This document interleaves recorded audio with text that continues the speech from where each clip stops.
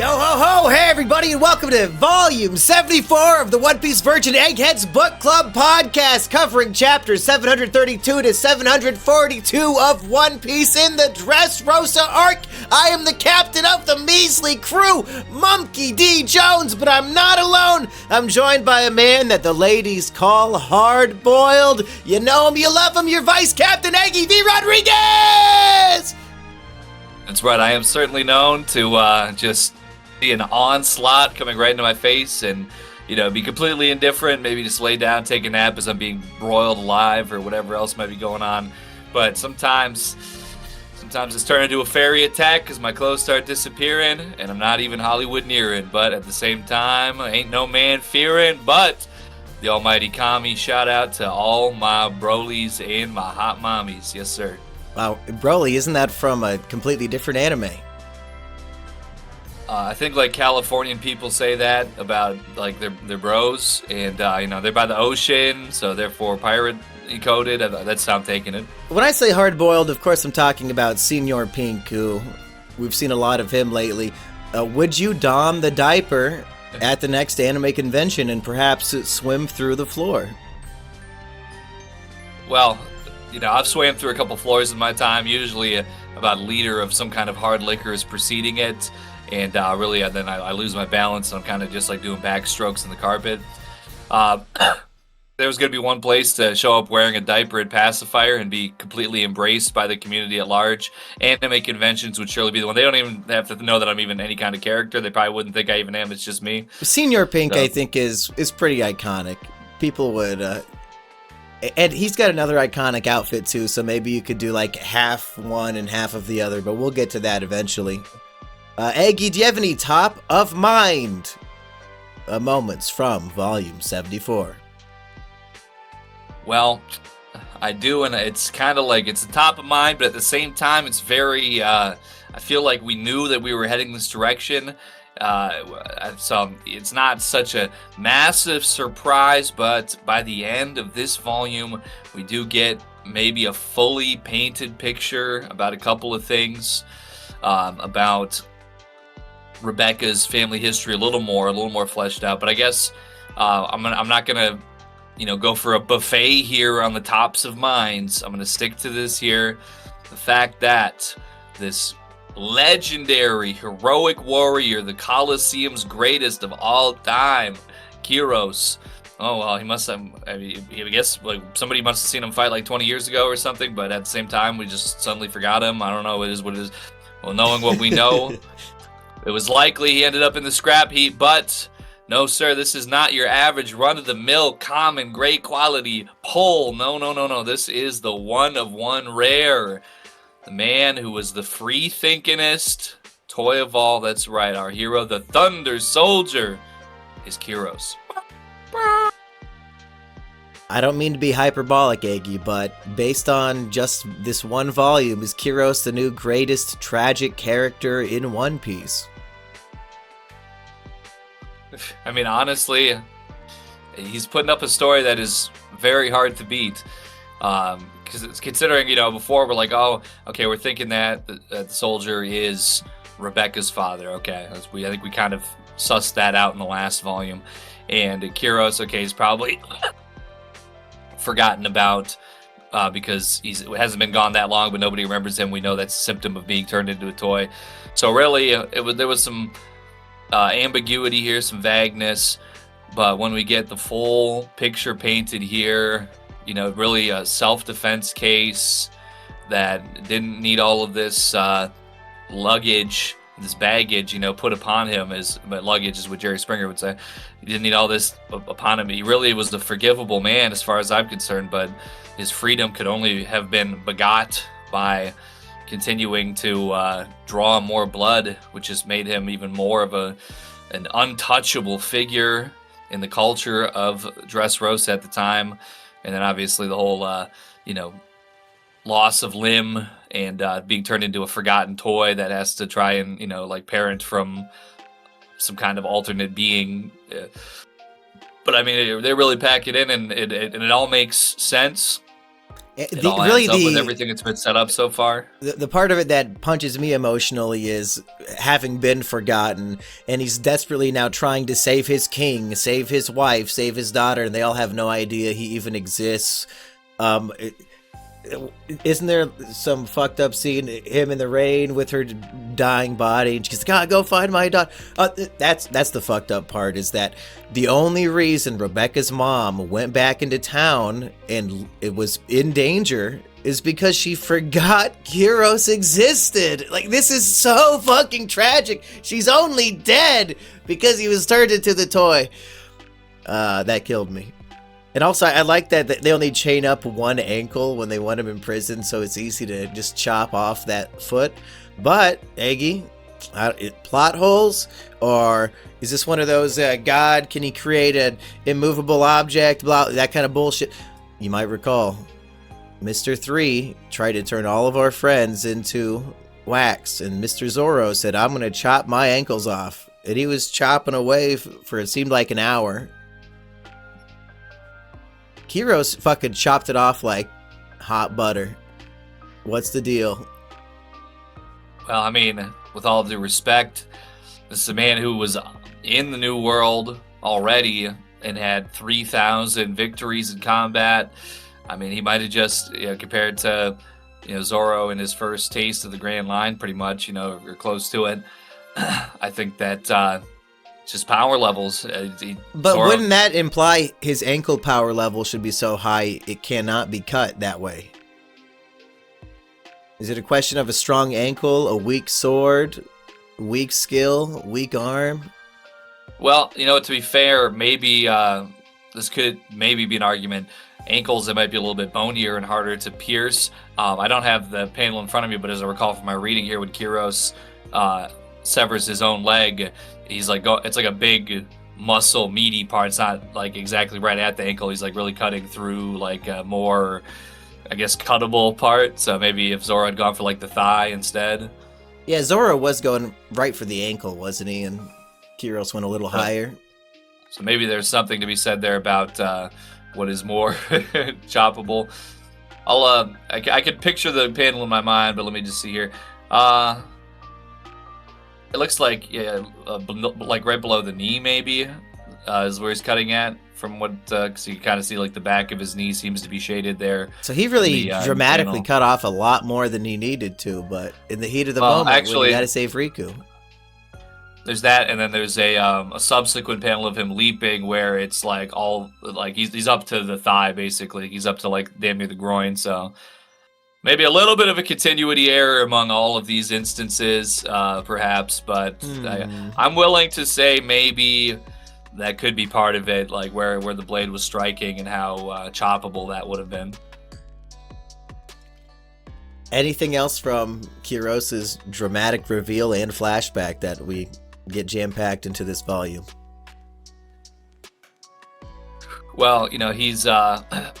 We do get instances of him as Thunder Soldier here, showing that he's really not just any regular toy, because with all due respect to these other toys, and it does have to do with we get this whole backstory about the spell contract that binds, which he's not inundated with, but he's going like toe to toe with some of Doflamingo's like top soldiers, top officers.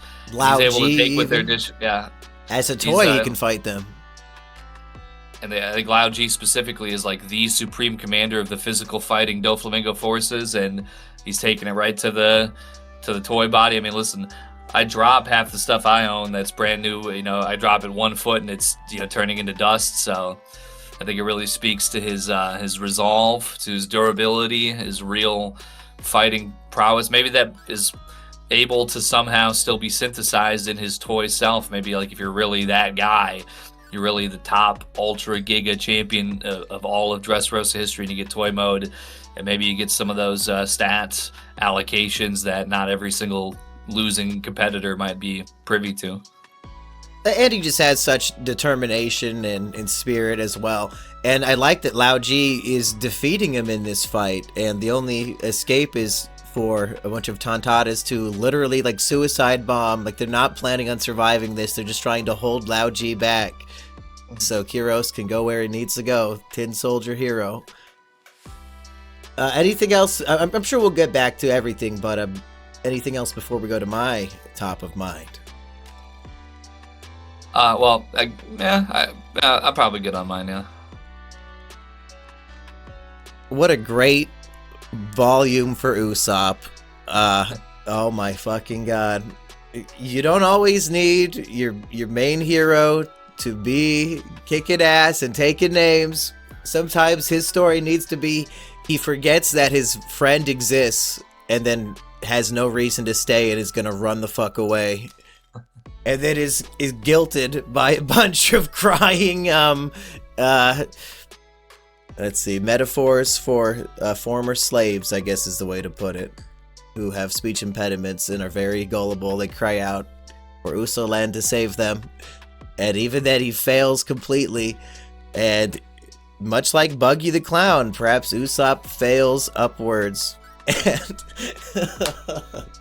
one of my favorite scenes in the entire series is right here at the end. All hope seems lost. The hero Usopp came back to save. Everybody's just fucking obliterated.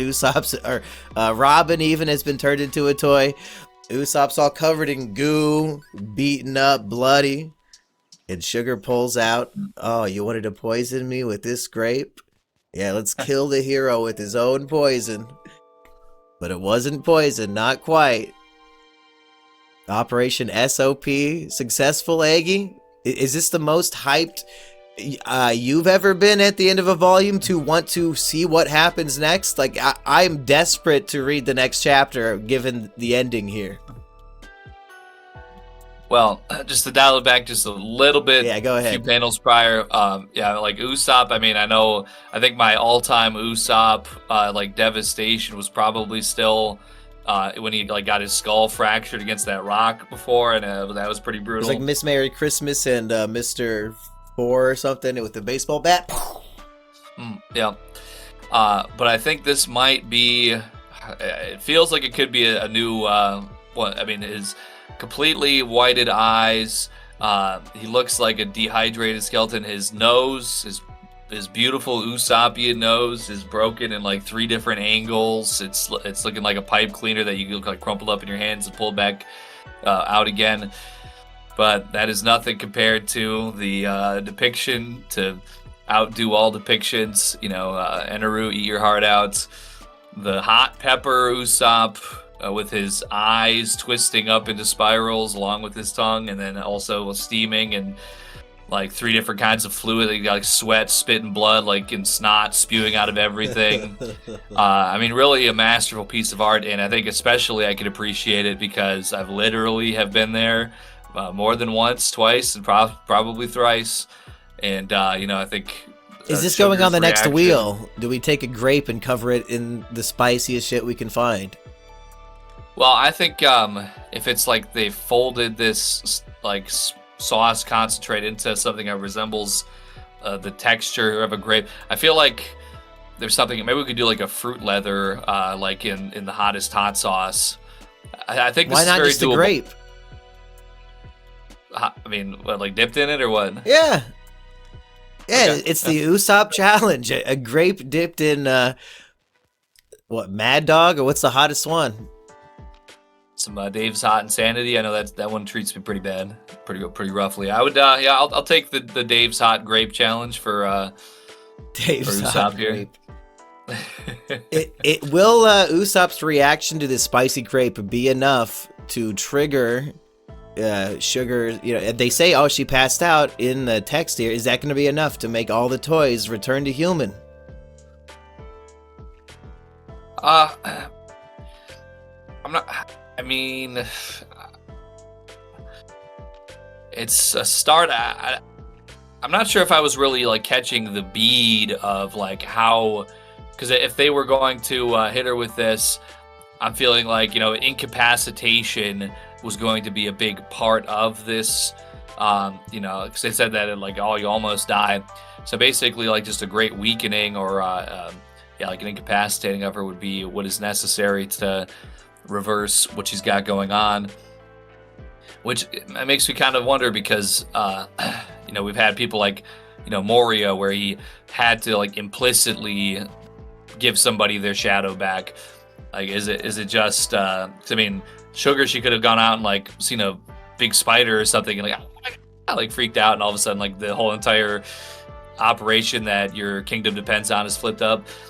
So I don't know. Maybe I'm reading into it too much of like how significant it needs to be. But I mean, she is foaming at the mouth and has her eyes bulging out of her heads, her tongue like lashing out, like ah.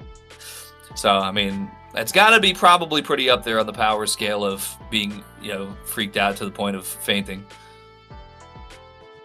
I guess all devil fruits play by their own rules to an extent. Like, for example, if Akai Inu dropped dead right now, Punk Hazard would still be half molten lava, probably, even though he's dead, so his powers should go away. But I guess some powers retain even after you're gone.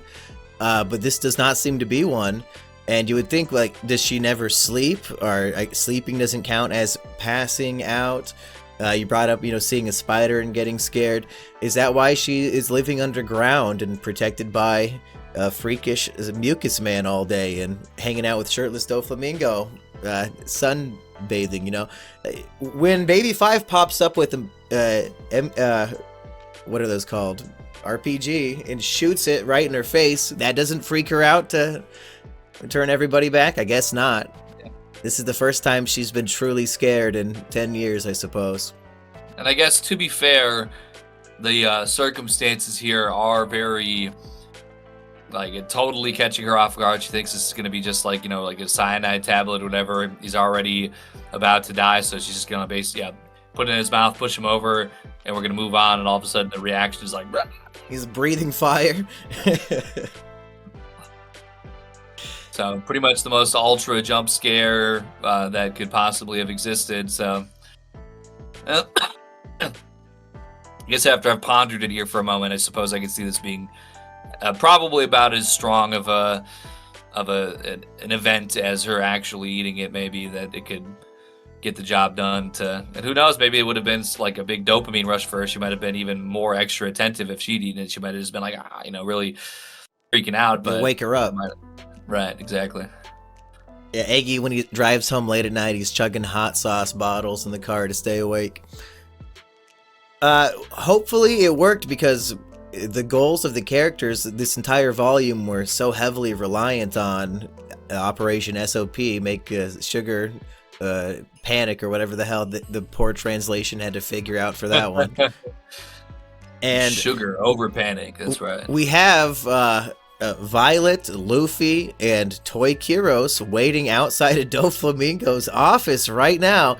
So if Kyros is about to turn back into Super Soldier Chad Man, and he's with Luffy, are we going to see an amazing fight with Doflamingo next volume?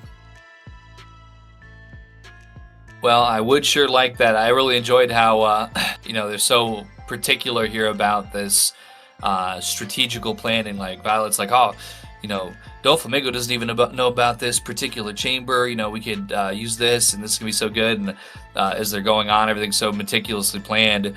And then after a while, Luffy just goes like Gear 2 and punches like right through the wall. He's like, yeah. Hey, sometimes he doesn't follow plans, but in this one case, when the bad guy's one room away, he does patiently wait, which I thought was out of Luffy's character. Maybe it was better that he got it out of his system or something. He trusts the toy soldier implicitly for some reason. I did like Luffy saving Toy Soldier at the last second, at whatever was happening to him. But I don't know. I'm not saying that Doflamingo's on some freaky fetish stuff, but we got Senor Pink, the adult baby, and then we have Inflation Man. I know we've gotten his name before, but Glidus or something, Gladys, something like that, I think. Gladius or Glacius? Gladius. Gladius, yeah. I might have been talking about a Game of Thrones YouTuber. When I think of Gladius, I think of the mid-range sword from Soul Calibur, and there's a lot of But this is, it's a Coliseum kind of based arc that we're in here, so we're getting some of those topical naming structures, I think. But since the toy soldier is inorganic, so I guess he can't inflate humans and blow them up, but he's able to, he's got his head inflating up and he's gonna make him explode. It was like that Homer Simpson moment when his head's also inflating and about to explode. That's what they did to poor toy soldier here, poor Kyros. Anything else for this Usopp moment before we get back to it later to wrap up the top of mind so we can get to some more measly crew virgin questions in the Discord? Well, it's funny because when I was first reading it, it was a little bit, because it's not maybe so explicit, I don't know, but I'm reading it and I'm like, damn, Usopp, bro, come on. You piece of shit, you're abandoning everybody? It's a brutal moment. So cowardly, and I don't know, I thought we were past this, this is supposed to be post time skip, and you were good even before then. You were good at Ennie's lobby when we time skip, and come on, you're a self-assured type of guy, and you're just running off well, see you later, and then I'm I guess at some point, I don't know if I could even tell you specifically when, and I'm oh wait, yeah, I guess that she did just make a bunch of the Tontatas into toys, and then Robin gets turned into a toy, and yeah, I guess that would everybody he had a personal relationship with. Had Leo been turned into a toy?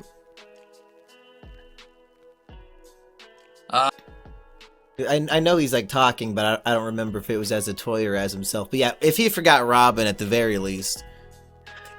If Robin was still in his mind, there's no way coward Usopp's running out of that. And the fact that he went back anyway, I think is further evidence. That's true. You couldn't hear all those Tontatas being, basically just stomped on to death by Treebole. He's just there's this whole thing where you're listening to their death screams. It's convenient that Treble is playing all of their cries on the radio for everybody in the underground to hear, so that Usopp can be guilt-tripped into coming back and saving the day by failing.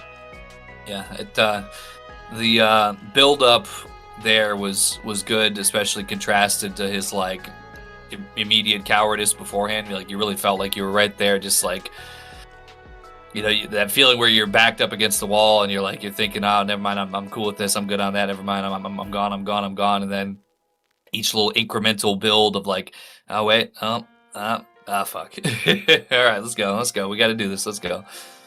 One detail I like here in chapter 740 is Sugar has the spicy poisoned grape, and she says, this smells horrendous. And it becomes clear the plan was never going to work. It literally had to fail and had to go down exactly like this for Operation SOP to be successful. She wasn't going to eat that fucking grape. So, and I'm thinking Leo's going to he's gonna sneak in all sneakily and right from that, it's we're here for you, Sugar, we're gonna get you, Sugar, you're gonna eat this right now. And I'm yeah, I'm thinking they're gonna drop it into the bowl and just hide out and wait patiently, be keeping an eye on it, and, we're gonna get you right now. And I'm well, yeah, not maybe the best idea. Leo also had a good moment when Tremble says, but he's my friend. What's his name again? And Leo says, oh, you mean Usulin? Why? What is it about this humor that the Tontata's gullibility is always funny, but then back in Fishman Island, every joke and gag sucked? Was Oda just off his ball? Off his game? I don't know. Maybe it's just our tastes are a little more... I guess I'm not so, I'm kind of keeping my head out of the larger One Piece community until I, am less of a virgin at the end of the day. But maybe, I don't know if there's a large amount of people who do feel positively, or if there's a general consensus that, yeah, the gags in Fishman Island were just completely contrived and really unnecessary at the end of the day. I think they were good. They were fine. Maybe they were good. I also thought they were good. Were they good? You know what fucking great joke that was? Fucking quintuplet mermaids who repeat everything 5 times. That's the kind of gags we were working with back then. I thought you were quoting the like the One Piece community on how they felt about the jokes I'm of quoting Fishman. fucking Nika the Mermaid. Hey, speaking of Nika the Mermaid, we meet Pika, the Stone Man. Before we get to questions, Eggy, what's your take on Zoro versus Pika here? How do you fight a guy who just is your environment? Well, I would say it reminds me maybe a little bit of just, I don't know, like a knee-jerk, immediate, atmospheric feeling of like back Zoro versus Mr. One, you know, where he's kind of got a, and I'm sure his senses are 1,000 times what they were then, but how he was, you know, really sensing his environment in order to deliver the appropriate strikes in order to win. So I'm getting that right off the bat. I'm thinking to myself, obviously his sword play is sufficient enough to cut through stone. And Pika is, you know, displaying at least, I think in all the depictions that we have of him in this volume, he's got like a central face and head structure, which I imagine could be kind of moved around to any particular part of this structure as necessary. And I think that is where I see it being more of a problem, because essentially you're going to have to, you know, slash this entire structure down to a fine powder at that if you're really going to just try and make this as inoffensive and completely harmless as possible. But if I'm a little bit wrong here, and maybe there is like sort of a central part of this structure that's kind of like the main hub, I mean, I guess you kind of just gotta be able to avoid being completely crushed, try and probably do some predictive attacks to sort of keep yourself having a bit of a room to work with here if you are able to cut the stone as he has been. Just try to strike that central point in the face and head area that's being shown in the stone there. And if Pika could, you know, maybe like pull that back in, I don't know if he needs to be able to see what he's crushing, but that could also be a good defensive capability for him to avoid being slashed like that. I think Zoro, you know, I feel like he's very capable of fighting this guy. It's a difficult fight, and the size and power that's being exhibited here by Pika is extraordinary. But I don't feel like there's a hard counter here against him other than just raw power that's going to be going on with these stone walls and everything coming around. Am I to believe Doflamingo has no swordsman on his crew? Whatever happened to Zoro fighting swordsman? Why is he fighting Magic Rock Man? I'd say a very good question. I don't think that I can recall, because the last swordsman he fought was what, in Fishman Island, like the drunk guy, and he killed him in one chapter. And then before that, well, like Ryuma, like Jesus, poor Zoro never gets the sword fight. Yeah, it's been pretty tough. Has there been like a sword shortage in the New World, or like, or I mean, I guess he's got, you know, he met Kirimon and Momonosuke, so like he's coming into contact with these Wano samurai. But I mean, did they just like get the monopoly on being the best swordsman in the New World, and if you're not a Wano samurai, you're just nobody, so everybody just gave up? It could be. I don't see anybody on Dofi's crew carrying a sword unless I forget, but nobody is like uses it as their main weapon. These are all badass devil fruit users. And if you think about it, if Violet or Viola, I don't know which name is used by who, but if she was loyal to Doflamingo, he basically has an impenetrable operating system here. Like somebody who can read minds and see 200 or 2,500 radius miles all around. And then my other friend can just become the castle that we live in and close corridors and like smash people to death. And even if somebody gets through that, I could just use my string to puppeteer you. Like, if only Violet was loyal, none of this would have happened. It's true. I mean, maybe he should have, you know, suspected if you're pulling people from the previous royal family that you've just deposed, yeah, maybe there's a historical precedent that those are not the most loyal I think maybe I've heard over the years of stories where they just, kill all the old soldiers and, or the old, like emperors or whatever, just to make sure that there's no split loyalties or anything else going on behind the scenes. But, that's Doflamingo. He's been running everything pretty good so far, and he's, been successful. So I guess I can't really say that he's been totally wrong. He's just left a few too many cracks in the framework, perhaps. In the Trevor Moore song, "It's Time for Guillotines," he tells the politicians and bankers that will have to also kill their wives and children just in case they come for revenge. So Doflamingo should have been a little bit, and I don't know if it's implied in an SBS or in the text, but it's implied Dofi and Viola Violet have a sexual relationship, and perhaps it's not completely consensual. So maybe that's why he kept her around and wasn't as cutthroat as a pirate could be in that regard. Eggy, are you ready to answer some questions from the measly crew? That I am. First up, just to get the brain working, I'm going to take a sip of my leftover New Year's grog that's still sitting on my desk here. Happy New Year, everybody. That's officially, right. Even though paid members have been here. You all know the deal, folks. This is probably coming out at the end of January. It is what it is. Speaking of paid members, they can join this Discord by becoming a member of the crew here on the YouTube channel, and then they can ask questions that we'll answer here on the show, starting with True D Hage wants to know, using clues from what's happened so far in the story, what do you think actually happened in the Void Century? Well, I think that maybe what we're getting here in Dressrosa is a good microcosm of what I would think it to be, where you have like sort of an established hierarchy. I mean, as to say, perhaps this could be like the French Revolution of One Piece, maybe, where you have like something that's been a traditional staple of governance for really all of recorded history, and then eventually at some point, some people, they get a little too high and mighty. They're thinking that they're the big top dogs or whatever.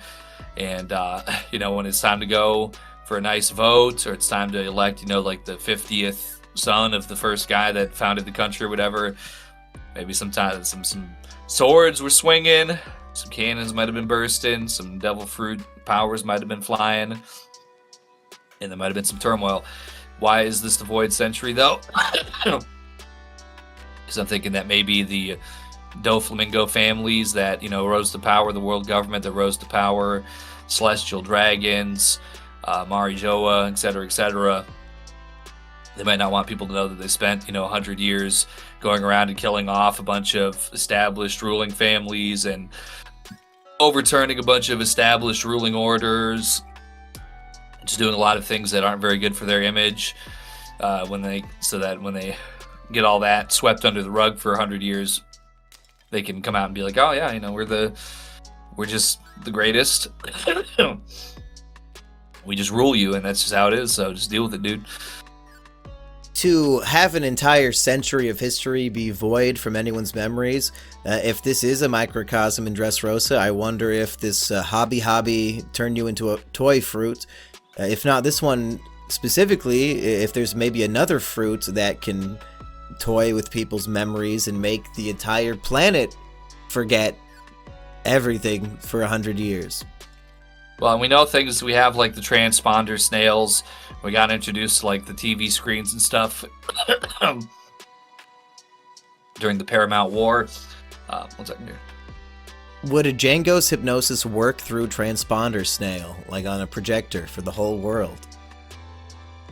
I'm thinking something like that could be very possible. They could have like a. Is there Infinite Tsukiyomi 321 Django?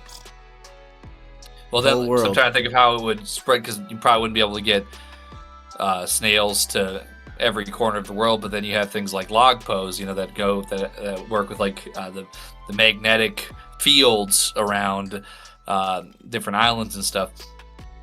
Maybe there could be something to be used with those. If we have this log pose that can feel out these magnetic fields, then maybe we are able to measure these in some capacity, and we might be able to have some kind of hypnotic radio wave or something, or magnetic wave that's able to, cover the world and have people have their collective memories shaped or reduced in some kind of way.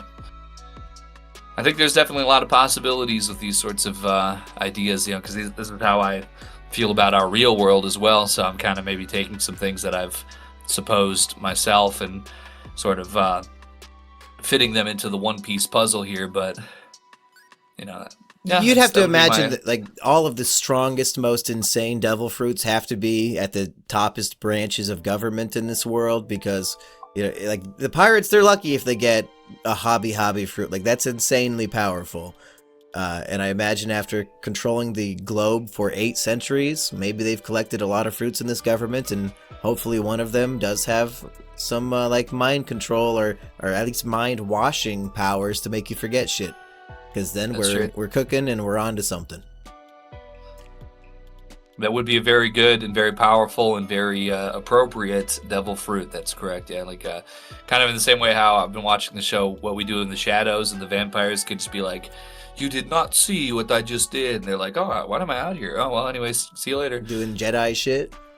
Right. Okay, No Name Brand Orange Juice says, if Luffy has the rubber fruit, does he lose the ability to have kids?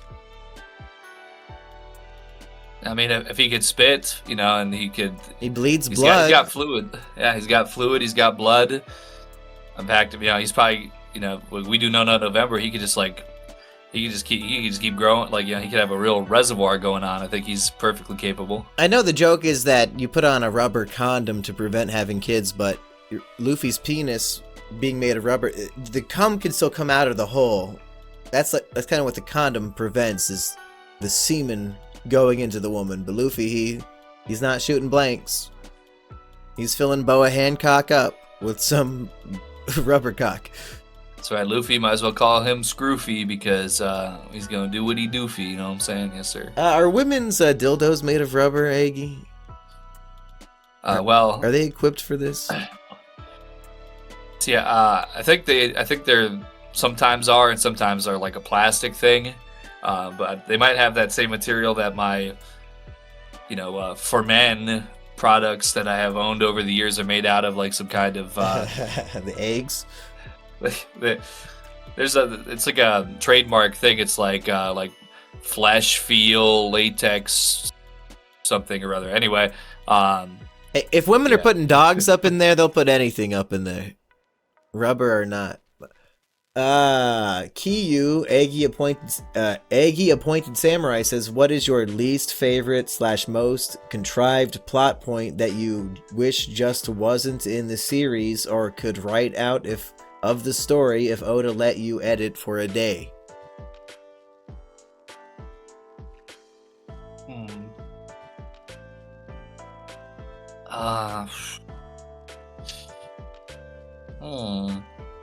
I've got one, but it hasn't come up yet. I don't know if there's anything that I feel like has not had a place necessarily. Because it's like, even if there's some things, even if I want, Sanji to become heckin' red-pilled and, be like MGTOW and, no, listen, this food here, I'm making it for men, for the brotherhood. I'm not going to be controlled by you roasties anymore, or whatever. That's called a character arc. I hope so.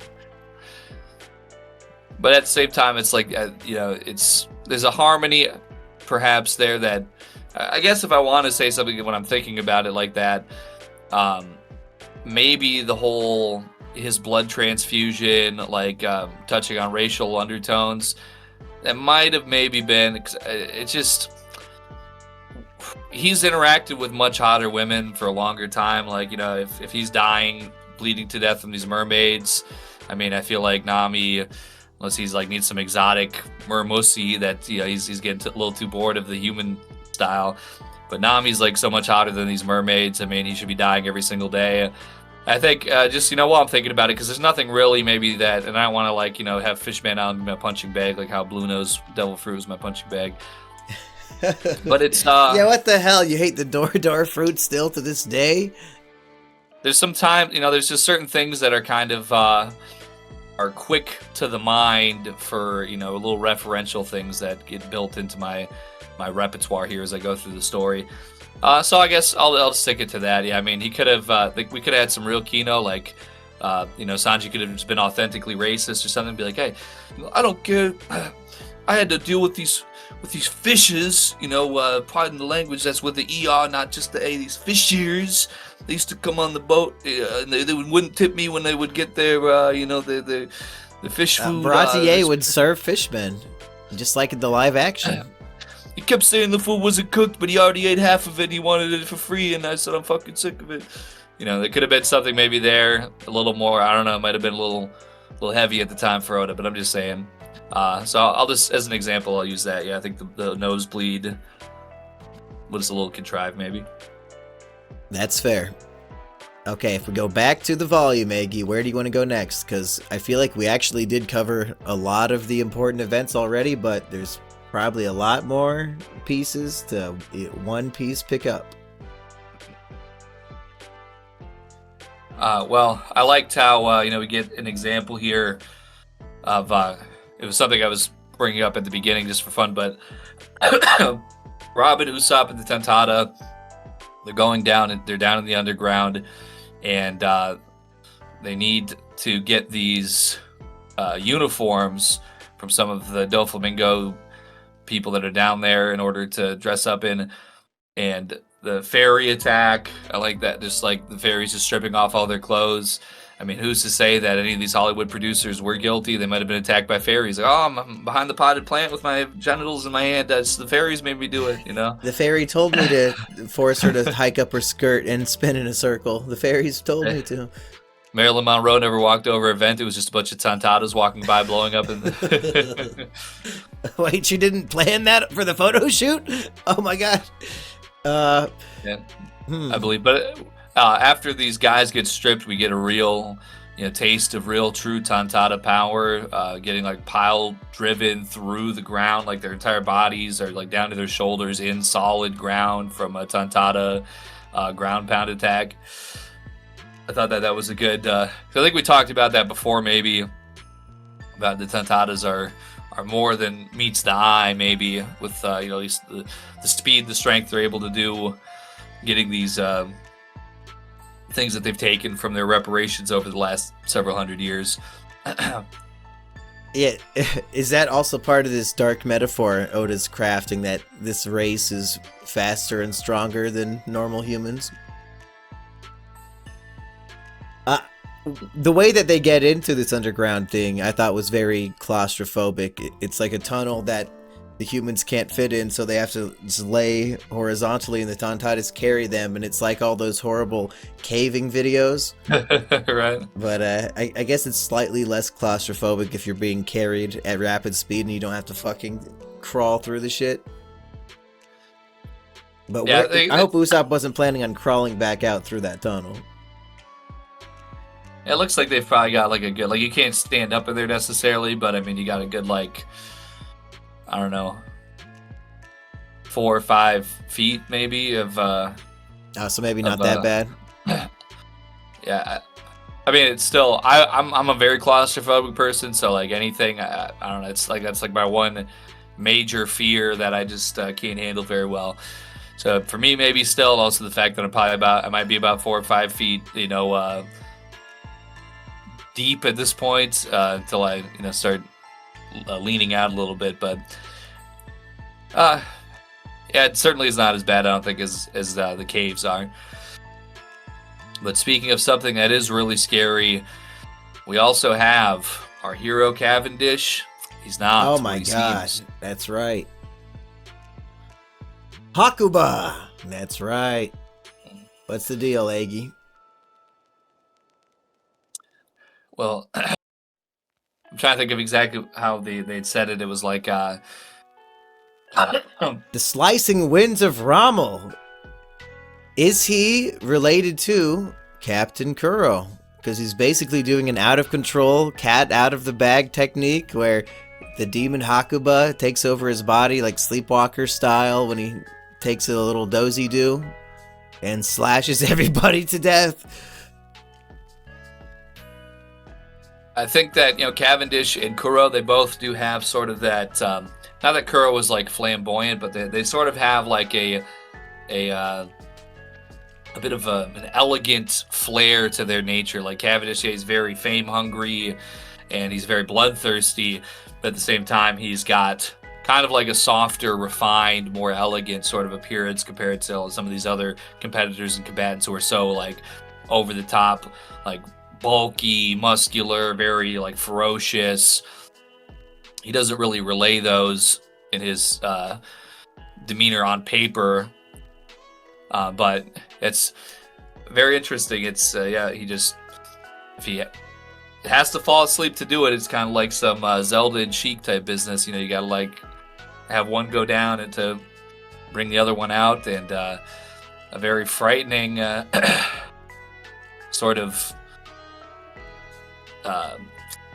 there's a panel like side by side where it's like his sleeping body and then like the Hakuba alter ego that's just looks like some kind of jack-o'-lantern face.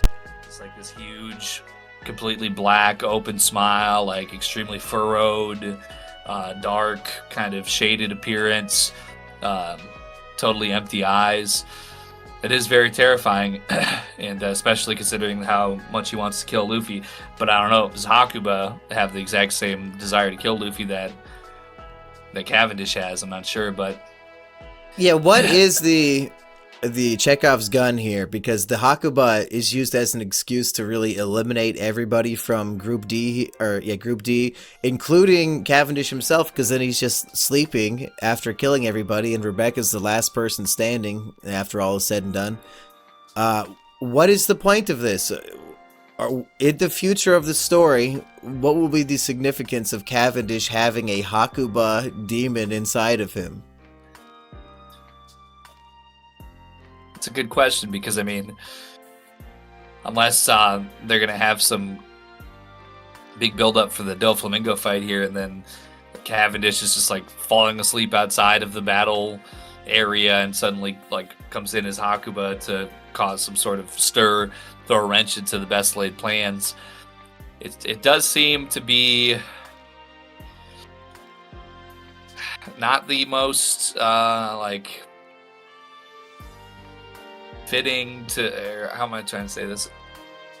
For your battle plans, like, oh yeah, hold on, I just need to go like pass out and fall asleep over here and have this uncontrollable demon that's twice as strong as me that kills everybody around to like help me fight my foes.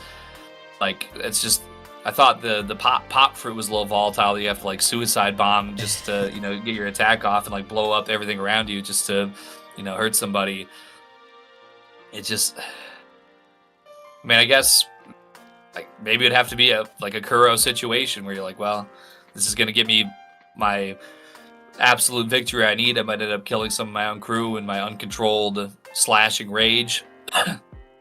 But it is and what it is. He's still a talented fighter, obviously, of his own volition, so he does have that, but so maybe it's almost not even really a great strength. It's kind of like just an uncontrollable, volatile hazard more than anything. But I could see it being used in certain ways. I just don't think it's going to have like a great standard application. Hopefully, Based Oda has a plan for all of these incredible powers that he introduced in the Coliseum. And then, of course, we have the finals where Diamante, one of Doflamingo's top men, and his ripple ability, he can, even a sword can become all ripply like a flag, and I guess that really fucking hurts you if it hits. Do you understand the science behind this, Eggy? Just makes it really sharp? I guess I could see it as being like the difference between like a straight, sharp blade and like a jagged blade. Like, maybe the difference in the surface area or something could possibly deal more damage. And I'm sure he could, ripple it maybe to fit a little better for certain attacks and certain abilities. I thought the introduction was interesting because the introduction we get here is that, like essentially he's got what looks like a big cloak. So a bunch of the Group D fighters all just charge the ranks. Like, oh, wait, that's not fair. That wasn't real fighting. We want a rematch right now. And then they just get hit by this solid steel that appears to be a rippling flag. I mean, like, once again, what exactly were these combatants necessarily trying to accomplish here? They're all just like going to charge at him. They're pissed like, at Rebecca. Yeah. They got ripped off. I did like the fact that in the finals here, the fighting fish that were the ring hazard before, they have been upgraded significantly now. Now they're the alpha males of all the fighting fish who are extremely bloodthirsty. They don't even care about if you get knocked off the ring, but they'll literally just like jump into the ring to kill you and then like jump back out into the water. So, yeah, we get more of these contestants or gladiators fighting the fish here than each other, it feels like. And the gimmick of the fight is evidently the flame fruit. The prize of the whole thing is strapped to the back of one of these fish. So hypothetically, you don't even have to win the fight. Just get to that fish before everybody else. Do you think this is a trick from Doflamingo? Would he really put the real fruit in there, knowing that Luffy is trying to win? I feel like it doesn't make a whole lot of sense because they say, okay, yeah, the flame fruit is strapped to the back of one of these fish, and then you also must be the last one standing. So it's like, okay, what am I supposed to get the fruit from this and then eat it and then like get the flame fruit and really just blow everybody up? Because I mean, I think you could do that. I don't think there's really like a if I take the fruit and bite period. it, what are you gonna do about it? Like, it's mine now. Yeah, exactly. So, and the fact that he has had access to artificial devil fruits, that makes me think, oh, maybe he would imply that this is the flame fruit and somebody eats it and then it turns them into like a zone type or something and like totally fucks them. Yes, it's a smile fruit. Yes, that'd be a good prank. So I think that is very possible. And for all I know, this is all just a scam to begin with. Maybe he's just trying to find out like who's the strongest and then just like force them to become one of his officers or something. But he might need it because also amongst all of this, Doflamingo and Fujitora meet up for a little conversation, and Fujitora, he's like, yeah, you know what? Yeah, just for the record, all the warlords, they must be destroyed, and I'm gonna be a great Navy admiral now, and it sounds like the path of justice to me, if he's done any research at all. Like, these warlords are all corrupt assholes. Crocodile needed to be shut down. Doflamingo's running fucking black market nonsense. I don't think any of them have ever shown any, like, respect to their position ever at any point. The closest would be, at Marineford, the only warlord who really put up an actual fight was Moria. When Mihawk really... he phoned it in. He was up against like shitty Whitebeard swordsmen and like sweating, so he didn't really fight that hard. But Moria actually tried, but Jinbei was his hard counter, I think. So it was all for nothing.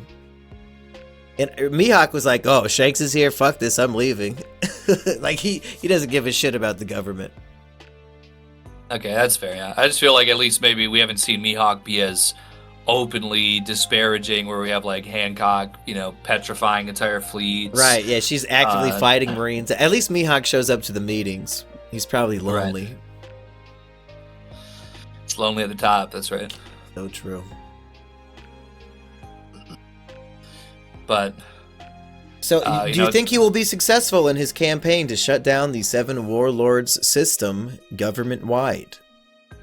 And what would be the repercussions? They start their own crew?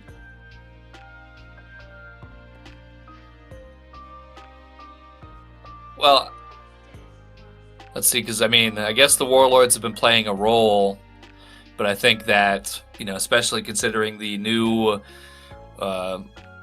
world with Blackbeard doing his thing, we have the supernovas, and also just seeing what's happened to the warlords time and time again that everybody can see and know about. I think it's just, even without any kind of personal thoughts from Fujitora, I think it's probably about due for an overhaul anyway. I guess I don't know 100% who he would want to install, because maybe he would pick out a couple of the supernovas himself. It's hard to say because Law was basically like the first supernova warlord that was installed, and he just was immediately not at all faithful to anything they had going on and completely self-serving.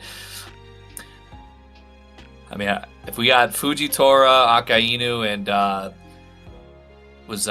Kizaru? Oh yeah. I mean, I guess these guys can't be everywhere all at once, but if only they had like a giant robot cyborg army that they could send everywhere all at once. That'd be pretty good. Where have the Kumas been? What, we beat them at Sabaody and now they're just missing? Not one left over at Vegapunk's lab? I guess not. Yeah, I mean, you would think that they would have that, not a super long downtime on repairing them. They had a shit ton of them at Marineford. What happened? Maybe they would take, like, maybe they'll have, like, a celestial dragon, like, operating force or something. Maybe they'll have some of them be asked to volunteer, like, oh, hey, we know you're the greatest. How about you go and, like, patrol as like a force now or something with... I don't know. I'm drawing a little bit of a blank on who's going to come in next, but, I mean... I don't know if they... Gotta be something, I'm sure. Like, just some kind of class of pirate that they could use to... you might just want to eliminate it completely and say government does not work with pirates anymore.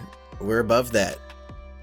Yeah, he's the blind admiral, you know? Like, justice is blind. Is he the truest of them in terms of morality? I mean, I guess he would be if he's anti-pirates here, or working with them. I think so. I mean, you know, between Kizaru and Akainu, they've kind of maybe been a little bit... Justified a few genocides of civilians on Robin's home island once or twice. Oops. Right. Yeah, I suppose just the Navy could bolster itself to, you know, be a little more ferocious in the face of pirates, kind of quell any sort of grand pirate energy that could be generated by removing the warlord connections. That's probably fair enough, yeah. Okay, I'm looking through my other notes just for random stuff, and we do have Kinemon disguised as Doflamingo running around. That's a fun use of his devil fruit power, is that he could just make a Doflamingo costume. I liked that. They say Kanjuro has disappeared from the scrap heap. So for literally no reason, they kept this prisoner as a human and not a toy. And now he's escaped, I guess. Okay. Well, at least it kind of made sense to still remember him, because even in this one here, we have like Cavendish, really all the Group D people. I think we get a few different thought bubbles of them like having they get turned to toys, and then we're like getting some information from them in these thought bubbles as they're being, you know, worked like slaves.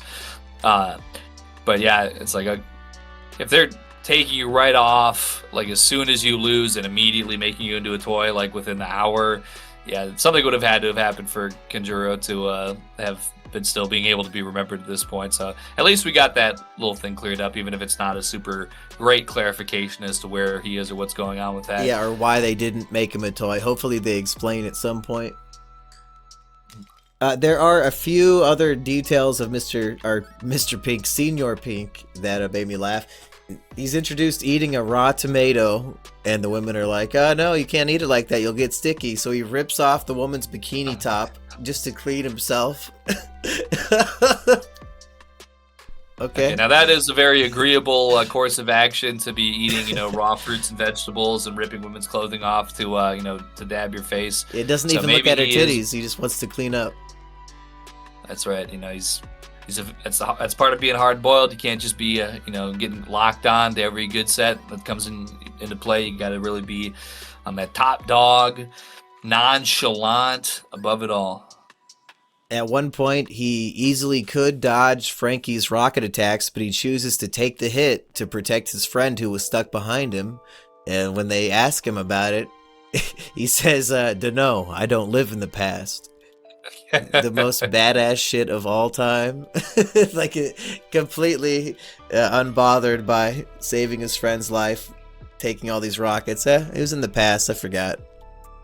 Complete Chad. Are you hoping Senor Pink sees the error of his ways and joins the crew?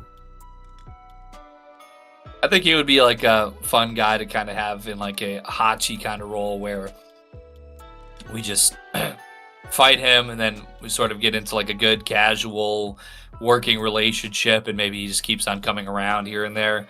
I don't know if he's necessarily crew material, but he's got a good energy though to him. I mean, You don't want like a fat 40-year-old man in a baby costume. We have Usopp, getting very panicked and very anxious, and we can have a real cool, calculated adult baby man that, is enjoying his delicious raw fruits and vegetables and is not afraid of anything. Yeah, I don't even like tomatoes, and he's just eating them raw like an apple. That's fucking hard-boiled as hell. Any other thoughts on the volume before maybe one or two more questions, Eggy? Was I thought? Oh yeah. Well, so we get, allegedly, this is supposed to be Luffy that's in the ring, right? We got a thought last volume that the last thing we see is the 3 bowls from back in the flashback with Sabo, Luffy, and Ace. And then now we don't really get like a great unmasking at all in this volume of who this Lucy is supposed to be in the Group D fight in the ring. And he does not win because Rebecca is the only one from Group D that wins, so he gets knocked out with everybody else. However, we do get to see this Dragon Claw ability as Jesus Burgess is using his shockwave. So Lucy was not in Group D. This is in the final round where all the winners of the groups have to go head to head. Oh, all right. Yep. Okay, you're right. Mistake on my part, but yes. So in this final thing where Jesus Burgess has been using his shockwave elbow that blows right out of the ring and into the crowd and like blows up the crowd. He uses it once successfully and does BTFO the crowd terribly, but Lucy's catching him about to do it again. He uses this Dragon Claw ability that almost seems to work as some kind of not exactly the same as the barrier fruit, but it seems to have sort of like a similar repulsion effect.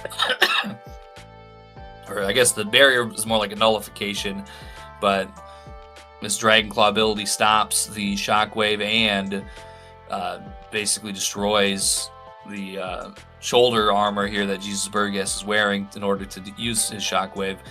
Diamante makes the very true and honest observation, like, wait a minute, why is this guy just all of a sudden completely different now? He's not Lucy's fighting style has changed. Do we think this Dragon Claw ability might be inspired by... We find out Sabo is a revolutionary, and the leader of the revolutionaries is Dragon. Did he learn this technique from Luffy's father?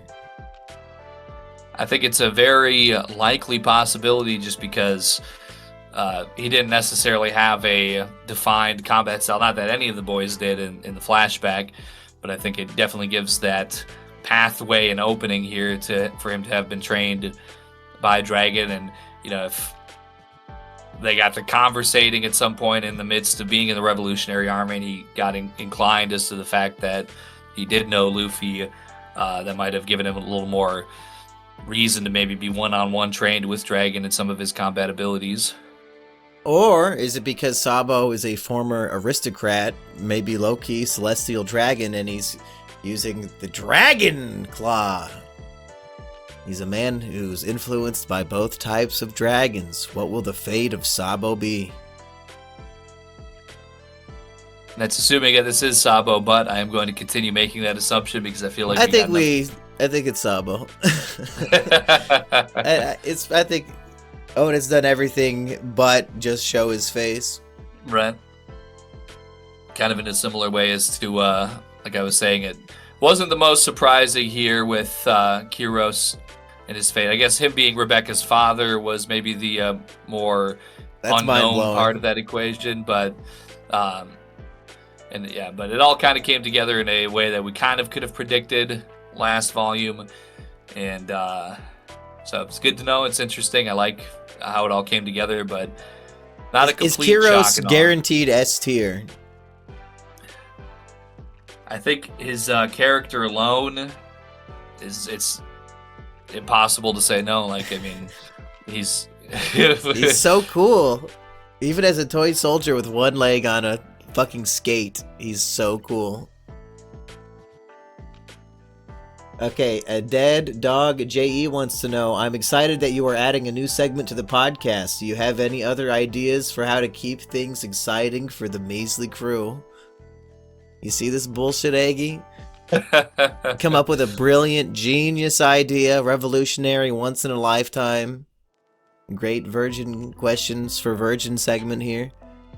And immediately he's like, oh, wow, great, brilliant idea. Where's your next one? Where's your next $1 million idea? I like the first one. Where's the second one? Immediately. Here's a great idea that I'm thinking of, okay? So, I said I want to get back into doing live streaming now in January, and I haven't really touched on any of the creature, as they say, that's alcohol, too much in 2025. Significantly reduced anyway, but maybe if I want to, enjoy myself a little bit in that way again, there's probably some dank pirate cocktails. Maybe I could do a dank pirate cocktail drink combo each episode as well. Does the Sanji cookbook have any cocktails in it?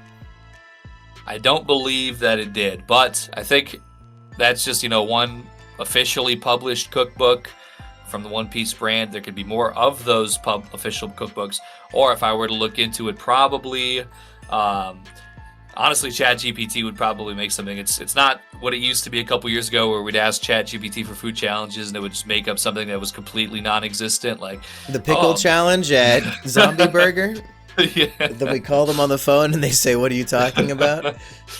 I think everything I've tried so far, at least in the last few months since I've gotten into this bad habit of ChatGPTing, is it's all been real this time. So I think I could even stoop so low as to have that do it for me, but there might be some good blogs out there, some good fan created content if I really gave it a look. But I mean, it's something that I would enjoy to do, and it might be something a little fun just for like an extra 5 minutes each episode or whatever to talk about it. Make sure you get a lot of rum, Captain Morgan, Eggy. That's right. Okay, final question for the episode. Sebastian wants to know, given the significance given in the story to the sun, what's up with Enel on the moon? Well, one idea is that our main character is Luffy. He's very constantly optimistic, brave, maybe even a little bit reckless sometimes with just how self-assured he is in his dream. But he really, I feel like, represents sort of that sunshine optimism.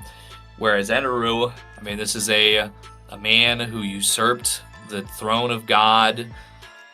He was ruling over these people tyrannically. He would smite them from anywhere just for ever daring to question him. Now he's on the moon. He's here with, our great friends, and this that we were just talking about on the tier list recently, so we covered the Eneru cover story in our most recent members only tier list. Maybe there's something to say, hey, we have our heroes that are lined up with the sun and sunshine optimism, and we have Eneru, who is really a calculating, malicious, tyrannical ruler who's very self-serving and very all about his and those that he considers to be his. And that's why he's on the moon. He's over on the dark side of the moon, out over there and mired in darkness, coldness, disconnection from all other people. Like, it's like turning away those that could love him. He's totally power focused, and we get that sort of that king on the frozen throne kind of driving himself mad kind of thing maybe as well. So just some atmospheric aspects of each side and who's kind of associated with each side. I feel like that could kind of paint a picture. Speaking of painting a picture, as you discussed the plot of Skypiea briefly there, it flashed to me. Orange Town, we have Mayor Boodle. He gets usurped by a pirate, Buggy. Yep. Alabasta, we have King Cobra. He's attempted to be usurped by the pirate Crocodile. Skypiea, we have the king, what's his fucking name, Old Man Gonfall. He gets usurped by basically a pirate. We've seen this storyline many, many times. Fishman Island, the pirates are trying to usurp the king. Dressrosa, he's a pirate who usurped the king. Somebody asked us earlier what happened in the Void Century. Oda loves the idea that history repeats itself. Is every storyline just the exact same thing? Well, like I said, when we're looking at, if we want to, as it perhaps that this could be like a reflection of, like our French Revolution, where, yeah, we started having the, the kings, the royal lineage that had gone on for like 1,000 years or whatever, and then we say, oh, here comes the guillotines, and now we're going to vote instead. I mean, what exactly is a politician but a pirate? Really, when you think about it, all they're doing is plundering and looting us and hitting us with violence and oppression all the time. Versus the installed royal leaders that there was no vote for. Like, oh hey, there's a son, he rules you now. There's a son, he rules you now. Not gonna say it's gonna be great. In fact, often wasn't, but it's established more than a politician where they can just print out 300,000 votes like out of a copy printer and like whatever kind of crazy system they're trying to make us believe works while they steal millions of dollars from us every day. I'm just saying politicians really are the pirates in a bad way. They're not Luffy's. They're crocodiles. There used to be a king in the land. In 1948, a new king usurped him and formed a new country called Israel. I'm just saying, history sure does fucking repeat a lot. So true. And that's all the questions for this week. If you want to plug one in for us to answer in the future, you know how to do it. Eggy, anything else this week? Anything to plug? Anybody you want to hug? Well, we're having fun on over on Twitter, back at the new Twitter account at 2EggWhite. Yeah, I just went over 1,600 followers today. So, I mean, making pretty good time. We're doing like 50, 60, 70 new followers a day. So that's pretty good. It took me about 2 years to hit 10,000 the first time. And, I'm on a pretty good pace right now to get back up to where I was. If Elon will keep me. So we're keeping all the announcements for live streams and things like that. It's a good spot to go follow for all that stuff over there. So, it might be the only advertising for the Vincent the Atheist show, so you better tweet that out when it drops, because I don't think anybody else will be. I was retweeting the Love Line episode. I guess I could say that much. Love Line, as one of the comments said, like, I think 2 questions were answered in this 1 hour episode, but it was tons of fun all the same. So if you want to go check out if you look up Low Res Wonder Bread on YouTube and click on the Love Line New Year's special, that was a fun time last night. I did share that in the Treehouse community feed, so you might have seen it there as well, if it's hard to find Low Res's weird name. So yeah, that's a good plug. Happy New Year, everybody. Is Dressrosa still hitting for you? Still a top-tier arc for you, Eggy? I mean, I think that the story here of Kyros was, I guess it might be one of the heaviest tragic stories so far.